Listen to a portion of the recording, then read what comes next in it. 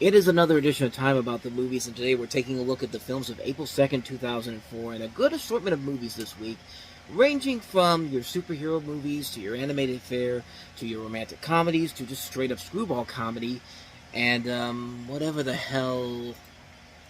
Okay, an action movie. I forgot what the last one was, but let's go ahead and start off with a superhero movie, and that is Ron Perlman starring in Guillermo del Toro's adaptation of Hellboy.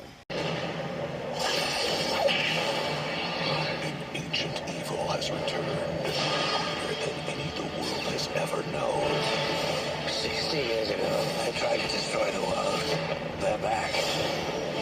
Now, one secret government agency, welcome to the Bureau for Paranormal Research and Defense, has been called upon Hellboy to stand against them. There are things that go bump in the night, and we are the ones who bump back. Are you gonna be okay? How big can it be?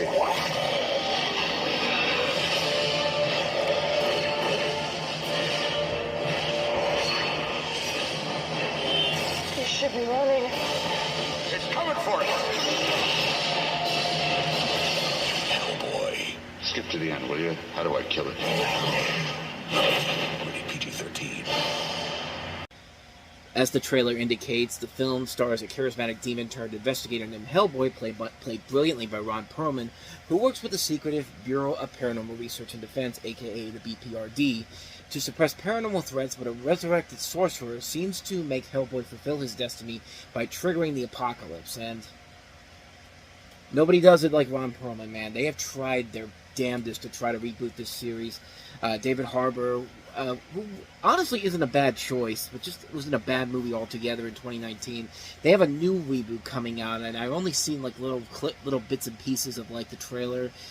But yeah, everything I've heard about that one is not very good. But Ron Perlman, man, he cements this role, and it helps that you have a director like Guillermo del Toro who knows what he's doing. Knew what he was doing with Blade 2, and of course he's gone on to become one of our great directors. And he shows why he was perfect for this. I mean, the world they create here is incredible. Some say that Hellboy himself looks kind of rubbery at times, but you know what? Compared to what we have with the reboots, you got to look at the makeup on Hellboy in this and think, you know, this is definitely much better than what we have nowadays. I mean, this is just a great, fun action movie. You got Selma Blair, Jeffrey Tambor, Rupert Evans, John Hurt, David Hyde Pierce. Just a fun concept overall here. Really fun action all the way through.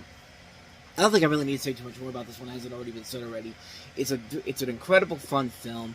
Ron Perlman just makes this role his own, and just like every time he's on screen, you can't help but have a good time whenever he's on screen. He just has that charisma, he has that charm to him. He really does seem like a genuinely nice guy. I've seen him at Steel City Cons a couple of years ago, and he really does seem like a genuinely cool guy in general. So I've got nothing bad to say about him, honestly. He's been in a lot of roles where he's played the villains and all that, but you know what? Dude has a lot of charisma, and that he makes these roles work as well as he could do. And here, this is just pitch perfect casting. It's the thing that is the glue that holds the movie together. It's just a fun film. What a good time! I can't recommend this one enough. Hellboy. So let's move on to our next movie, and that is Dwayne Johnson trying to follow up on the success of The Rundown with a remake of the 1970s classic Walking Tall. War hero Chris Vaughn has returned home. Ma! Chris is here! Don't you get tired of being all that you could be? No, I'm still all I can be. Yeah, we'll see about that. But the town he thought he knew This ain't exactly home anymore. has lost its innocence. Welcome to my world.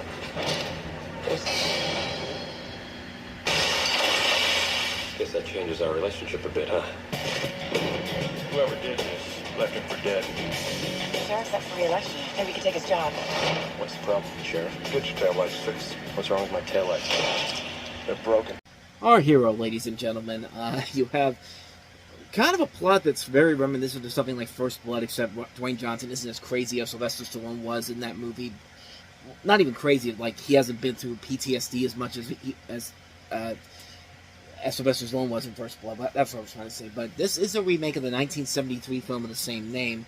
The film revolves around a discharged U.S. Army soldier, played by Dwayne Johnson, who returns to his hometown only to become the town sheriff when he finds out that the town is laced with heinous crime and corruption. And the person at the forefront of this is Neil McDonough.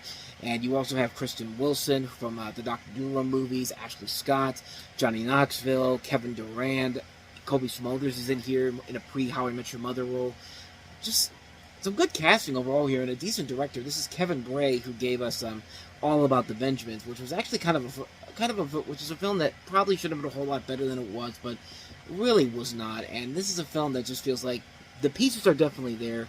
Dwayne Johnson does show a lot of charisma in this movie, but man, the rest of the movie itself is your pretty substandard, generic stuff. I mean, it's a movie that, first of all, it's a PG-13 movie. Like, the original was rated R, I believe. And anytime you try to remake an R-rated movie into a PG-13 movie so it's safe and marketable, you know, it's very rarely works out. There's been a couple of exceptions, and certainly we're going to get to a couple of them in the next couple of years, stuff like The Longest Yard, just to name a few, but just to name one of them. But yeah, trying to make this a PG-13 family movie so that you can bring the kids along for the ride, I think it really hurts the film in the long run. It's a movie that really does not have a whole lot there in terms of a story. The characters are pretty bland and generic, and the acting by Dwayne Johnson is good, but it's not good enough to save the movie in general. It just feels like a movie that just really almost had the pieces there together. Just need a better screenplay to make it work, and more of an ability to just go all in, go for the rated R. You know, let's see what The Rock can do with an R-rated movie, and unfortunately, we'll see that in next year's Doom, which not a good sign altogether. But this Rock's pretty good in it, but it's not enough to carry the film over. So, let's go ahead and get into some more disappointments. And oh boy, this probably is the biggest disappointment, not just of the year, but one of the biggest disappointments in Disney history. You thought Wish was one of the worst movies Disney ever made. Let me tell you about a little movie called Home on the Range.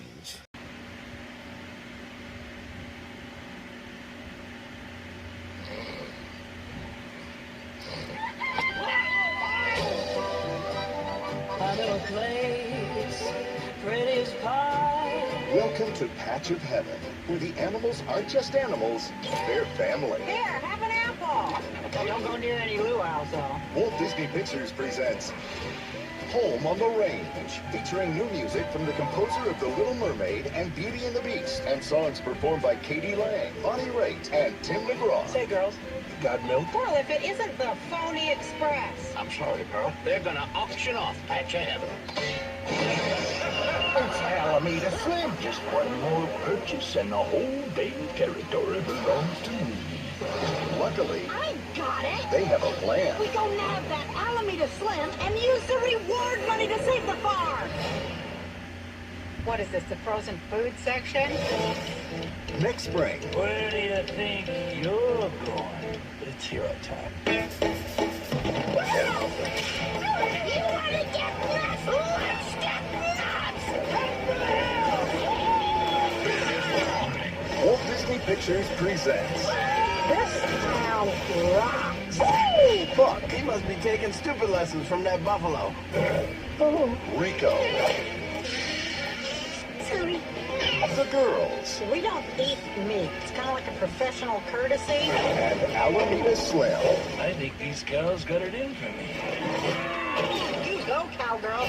In a story of courage, They're stew meat. teamwork, Move on, bounty hunters. Now I've seen everything. and utter madness. Yeah, they're real. Quit staring. Disney's Home on the Range. On April 2, bust a move. Who put this here?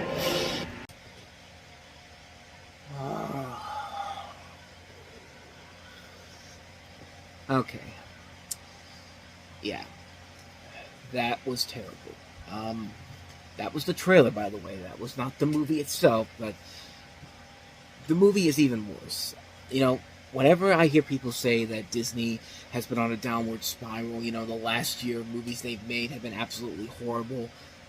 You were there when Home on the Range came out. This was a movie that You know, this was a film that had so much anticipation towards it, and because Disney was still seen as a profitable company that could still make these animated movies without any hesitations whatsoever. And this was the film that literally broke the camel's back and set the studio back to, not just the studio back, but 2D animation was pretty much dead at this point. This is like the equivalent of the Tomorrow Show back in the 70s when Tom Snyder said that if you're blown, it's because there's a episode of the Tomorrow Show where Tom Snyder has a band on there that decides to blow up their car during their performance, and he talks to I think Johnny Carson about it, and Tom Snyder's just like, when we're starting to blow up cars, this sucker is over. This was like the last couple of years of the Tomorrow Show before David Letterman eventually took over the late night times out there. But imagine that, but for 2D animation.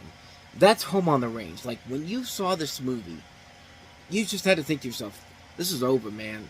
This is game over, man. Game over. And 2D animation was already in a bad place, but this is the straw that broke the camel's back. You've got a story here set in the Old West, centering around a mismatched trio of dairy cows, which, by the way, don't even get top billing in their own movie, by the way, from that trailer. It's just like, yeah, we got Roseanne Barr, Judi Dench, and Jennifer Tilly as these cows here, but you know what? We need to put the emphasis on Cuba Gooding Jr. as Buck, and also Rico, who's also the bad guy, part of the bad guy in this.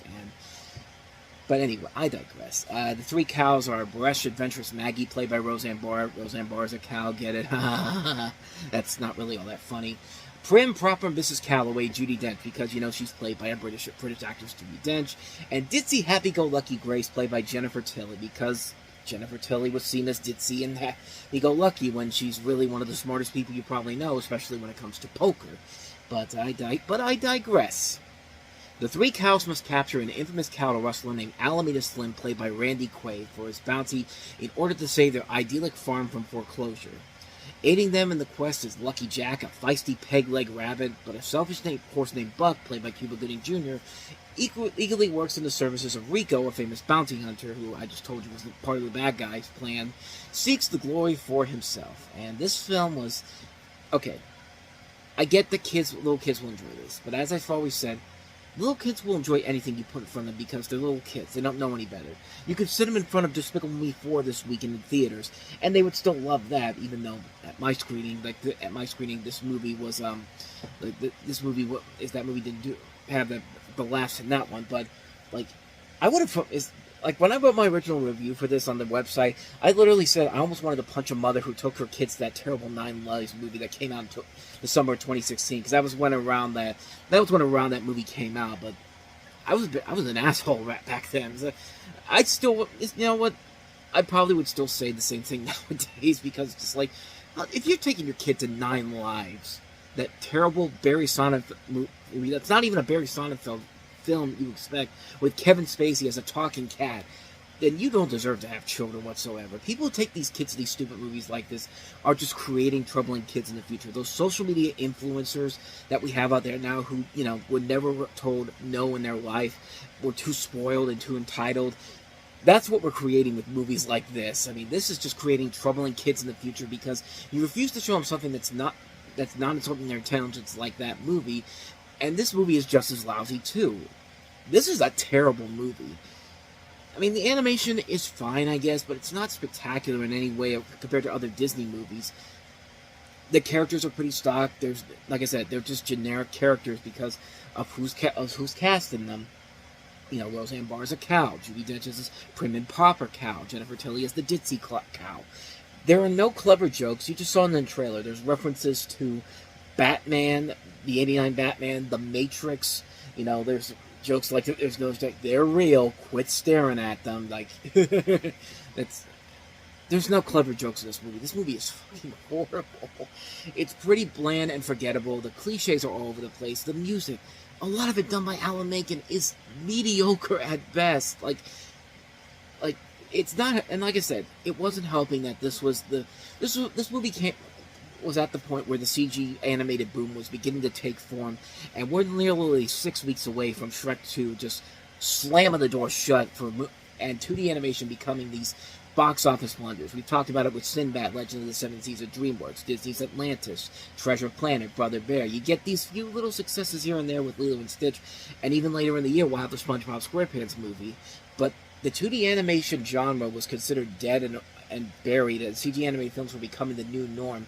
And it's now become a rarity to see a 2D animated feature film, except for, Princess and the Frog and Winnie the Pooh, which were great movies. I mean, not as much as we had gotten beforehand, but they were still great movies, and seeing 2D on the big screen is always going to be something that I'll always be there for.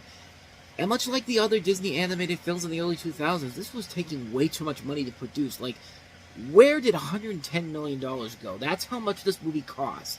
Like, I don't get it. Where did all that money go? I mean, Brother Bear didn't cost that much. Brother Bear looks like a much better movie, too, in terms of the animation, the storytelling, the characters. Like, that was a movie that looks a whole lot better than this, and that was around $60 million. Just like, where did the money for this go? Like, honestly, it's just like, it's baffling how this movie just completely just ruined Disney as a whole at one point. But it was the unfortunate death of Disney's long-lasting 2D animated second renaissance that began 15 years prior with The Little Mermaid, and this was the one that broke the camp, that ended it all, because and Disney had to say, hey, we've either got to advance or just continue to falter, and so they had to make the switch over to CG animated films to see if they could find success on their own in the new era of CG animation, especially when you consider that Pixar, who would produce the better Disney animated movie that we'll get to later in the year, was about to end their contract with Disney. Michael Eisner was in the final years of his contract as the head of Disney, and he was his second half of his tenure was definitely much lesser than his first half of his tenure, and the fact that he couldn't repair the relationship between Pixar around this time was one of the many things that made people inside the Disney organization say that maybe it's time for Michael Eisner to go. But we'll get to that. We'll get to more about the potential of losing of Pixar later on in the year. But like, they had to wait and see what happens with their first attempt at a CG animated film, and I'm just going to tell you right now, it didn't help. It didn't help them going out on their own, but it did eventually work out in their favor after it was all said and done. But we'll get to that in November of 2005. But yeah, bottom line, Home on the Range is just a bad film. Just a poorly put together movie, lazy animation, bad characters, bad comedy, bad storytelling, mediocre music, just an abysmal film, which literally was the end of the road for Disney's golden streak of films they had during the Renaissance, during that second Renaissance, and they were kind of stuck in a lull between 2005 and then eventually when the big changeover happened after their next movie came out. But again, we will get to that one a little bit later on. But that is Home on the Range. So let's go ahead and move on to the next movie, and that is Julia Stiles in The Prince and Me. Paige Morgan didn't believe in fairy tales. I think he's pretty hot. I just don't want to get distracted right now. But there was something special about Eddie. You're a prince? Whoops. This Friday. What are you doing? It's not a fairy tale. Deep breaths. If it's real. I've never felt this way before. Julia Stiles. Am I supposed to be able to breathe? No. Oh, well, then it's perfect. The Prince and Me, rated PG. Starts Friday only in theater. The movie that spawned more sequels than you could possibly imagine. And then you probably wouldn't have known that if you haven't gone to a Walmart to see direct-to-video sequels for these, because they've made 3 different direct-to-video sequels with this film. Of course, they're not going to get Julia Stiles or the other guy in here. The guy that I don't even remember his name because he's so bland and forgettable. Just like the movie. This film focuses on Paige Morgan, a pre-med college student in Wisconsin, played by Julia Stiles, who's pursued by a Danish prince posing as an ordinary college student. So, it's basically a teeny version of Notting Hill, and not even a good one at that. But we all know what it's really ripping off: The Princess Diaries, because Princess Diaries was a big hit for Disney. There's sequels coming out later in the year. Paramount said, "Hey, we got to cash in on this as well. Let's get Julia Stiles, who was just in the Bourne movies. She still looks like a teenager. We can make this work." And no, it really didn't work. Got a good director too, Martha Coolidge, who did Out to Sea, a movie I really liked. Valley Girl, introducing Dorothy Dandridge.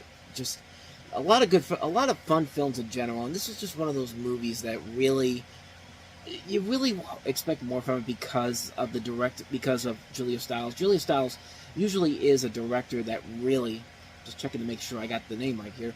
But yeah, Julia Stiles is a really good actress. I mean, I think because she was already in the Bourne Identity before this, and we kind of figured that she's already kind of more of an adult in that film than she is in a movie like this. It takes away from the realism they're trying to set across from here. Plus, the guy that she's falling in love with, Luke Mabley as the Danish prince, is just so bland and so mediocre. Like, he is just a generic nice guy, and there's probably some people out there who thought that, you know, this became reality because, you know, Prince Harry ended up, no, Prince, not Prince Harry, why can't I remember his name now? Married Kate Middleton. I don't want to have to pause it, but I think I'm going to have to. Prince William, good lord, like, that's one of those ones I should know because I know Harry is married to Meghan Markle. Like, I should have known who William was, but yeah, like, I wouldn't have been surprised if people, when, you know, Prince William got married to Kate Middleton, they thought, well, this could happen. If it could happen in real life, it could happen to me because it happened in that movie too as well. And it's just like, yeah, it really is not that common for that to happen. And I mean, I don't know. This movie just. This is just a generic, lame movie, and the fact that they actually had the balls to make direct-to-video sequels, like thinking that this had that big of a following to it, it was not even a big hit when it came out. I mean, it wasn't a flop, but it was mostly panned by critics. And this isn't like The Land Before Time, where you can keep making sequels and you still have an audience that can still watch those movies. I mean, look at how many Land Before Time sequels there are. 14 to be exact. It's getting to the point where I should do a Time About the Movie special just on the Land Before Time sequels. I've been thinking about doing it for a while now, but yeah, we've got all these Prince and Me movies, and it's just like, who is really watching these movies? I'm guessing they're going for the same target audience of the Hallmark Channel holiday movies, which I could never get into, honestly. Even as bad as they are, I could never really get into those movies, honestly. And this one I really couldn't get into either. Just a lackluster film, wasting a good actress in Julia Stiles in a generic film that...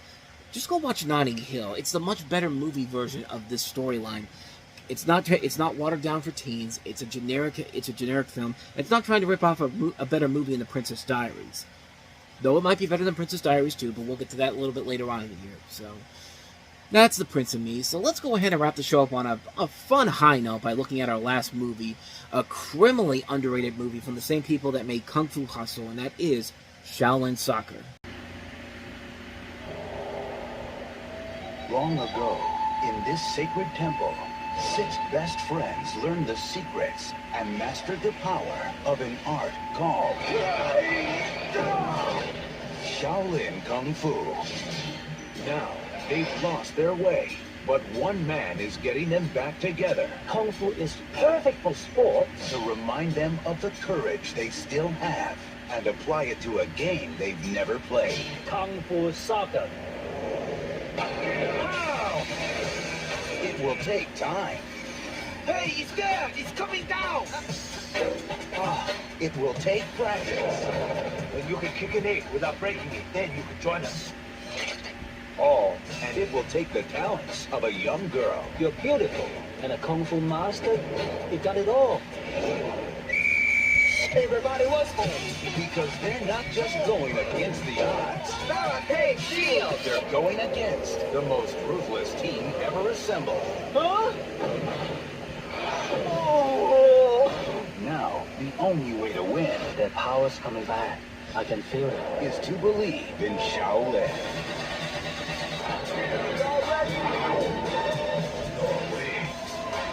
Let's go! You know what to do.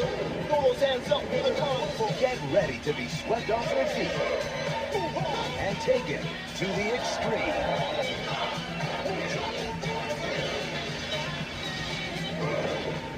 Stephen Chow, Shaolin Soccer.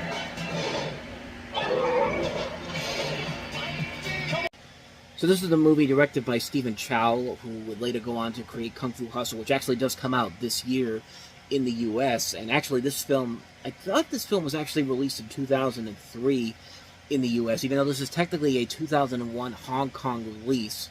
it did. I thought it didn't hit America until 2003. So that's why I was kind of curious of why I didn't see it until I got to this point in the time frame here. But the story here is that you have a Shaolin monk, a former Shaolin monk, who reunites his 5 brothers years after their master's death to apply their superhuman martial arts skills to play soccer and bring Shaolin Kung Fu to the masses. And as you see in the trailer there's definitely a lot of Kung Fu Hustle inspiration in there, especially with the Looney Tunes, especially with like the Looney Tunes style of slapstick comedy, which is really great in Kung Fu Hustle. And in this particular movie, it's also really fun to watch. The movie is very fun. It knows it's silly. It knows it's being ridiculous. It kind of reminds me of Kung Pao Enter the Fist, that movie where it was literally a parody of these type of films. It's just so goofy, so silly. The people who made this movie are completely in on the joke, and the movie is just absolutely hilarious. The visual perspective is great.